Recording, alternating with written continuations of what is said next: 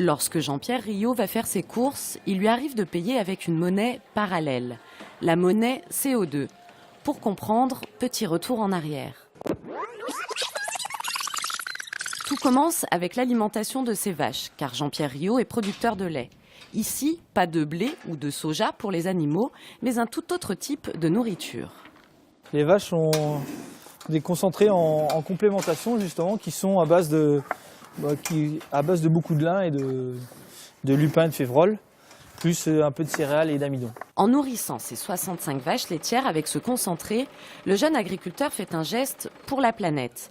Car les vaches produisent ainsi moins de méthane, un gaz à effet de serre 25 fois plus puissant que le dioxyde de carbone. La démarche dans un premier temps était surtout d'avoir des animaux sains. On s'aperçoit que si on nourrit bien justement notre troupeau, derrière on fait du bien aussi à l'environnement. À partir de ce constat de diminution du méthane rejeté, Bleu Blanc Cœur, une association du département, a mené des études dès 2006 avec l'INRA. Bleu Blanc Cœur a ensuite déposé ses méthodologies auprès du ministère de l'écologie puis des Nations Unies pour entrer sur le marché mondial des réductions d'émissions de gaz à effet de serre, une première en matière d'élevage.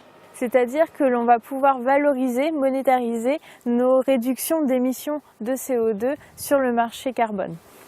Et donc là, c'est le cas avec cette monnaie CO2. Exactement. Donc maintenant, on a créé on va dire une monnaie parallèle qu'on a appelée la monnaie CO2. Grâce à cette monnaie, le groupe pilote de 20 agriculteurs de la région peut acheter des biens de consommation et d'équipement, et ce, à partir du calcul de leur réduction de rejet de CO2 via les analyses de lait.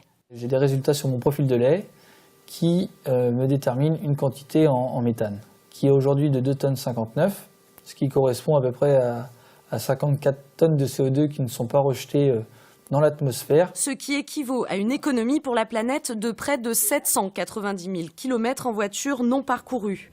Et c'est aussi grâce à cette monnaie que nous retrouvons Jean-Paul Riot dans le seul supermarché pour l'instant engagé dans cette démarche situé à Pipriac.